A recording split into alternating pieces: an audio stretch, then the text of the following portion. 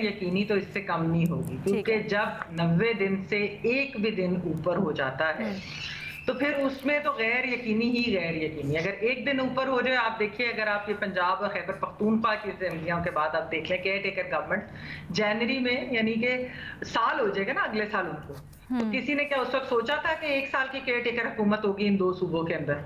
90 दिन की बात हो रही थी। तो जब आप एक भी दिन कहीं ऊपर जाते हैं तो उसके बाद तो फिर गैर यकीनी है। फिर कहां पर ये गारंटी है कि ये इलेक्शन जो हैं ये जनवरी में होंगे, ये फरवरी में होंगे, ये मार्च में होंगे, ये अप्रैल में होंगे, या कब होंगे? उसके अलावा अलीना देखिए, दूसरी चीज ये है कि आपको ये कामरान यूसुफ साहब ने एक खबर दी बड़ी इंपॉर्टेंट, कि ये हो सकता है कि प्रेसिडेंट आरिफ अलवी साहब जो हैं वो नवंबर की कोई तारीख इलेक्शन की दे दें। अब आप ये देखिए कि इलेक्शन कमीशन और जो ये केयर टेकर लॉ मिनिस्ट्री है वो तो ये बात कर रहे हैं कि जी सदर के पास ये इख्तियार नहीं कि वो इलेक्शन की डेट की तारीख दे दें, लेकिन आप जितने भी लीगल एक्सपर्ट से बात करते हैं वो सभी ये कह रहे हैं कि बिल्कुल उनके पास ये इख्तियार है।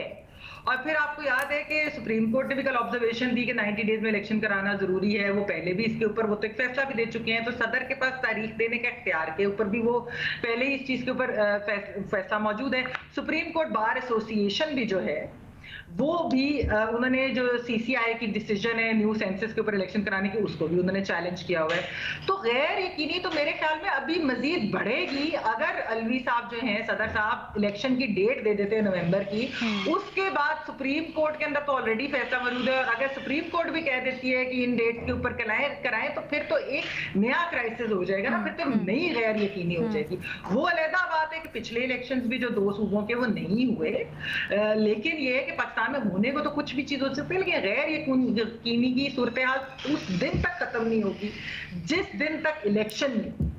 जब इलेक्शन होंगे, इलेक्शन की तारीख भी अनाउंस हो जाती है, स्केड्यूल भी अनाउंस हो जाता है, हमने उसके बावजूद देखा है कि यहाँ पर जो है गैर यकीनी ही रहती। तो ये पॉलिटिकल अनसर्टेनिटी जो है ये तब तक खत्म नहीं होगी जब तक इलेक्शंस नहीं होंगे। अभी तो मेरे ख्याल में ये शुरुआत है गैर यकीनी की, और ये between ECP, between the president, और फिर जो ये बाकी सब इस वक्त डिलिमिटेशन और पॉलिटिकल पार्टीज का जो सारा मामला। अच्छा, यहाँ पर एक सवाल उठता है आपके उससे, हम सदर का क्या किरदार हो सकता है इसके ऊपर तो ब्रेक के बाद आके बात करते हैं, लेकिन इलेक्शन कमीशन ऑफ पाकिस्तान ने डेट रिवाइज की है, ऐसा किया है, इसका करने का फिर मकसद क्या हो सकता है? अगर आप कह रही हैं कि फर्क नहीं पड़ता इतना कुछ, इंटेंट तो वो दिखा रहे हैं ना। वो तो पॉलिटिकल पार्टीज का एक प्रेशर है कि वो ये बात कर रहे हैं कि इन्होंने अगर दिसंबर की दे रहे थे तो इसका मतलब है इसके बाद चैलेंज होंगी, चीजें होंगी। ये तो एक वो अपीज करने की बात है कि अच्छा जी कोई दरमियाना रास्ता ले लेते हैं।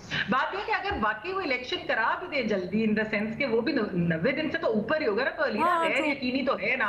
हमें तो नहीं पता कि जनवरी में इलेक्शन हो रहे हैं, फेब में हो रहे हैं, मार्च में हो रहे हैं। आप मुझे बताएं, इस वक्त हम 4 लोग इधर जो पैनलिस्ट बैठे हैं, हम में से कोई एक भी इलेक्शन की डेट कैसे प्रिडिक्ट कर सकता है, क्योंकि हमें नहीं मालूम।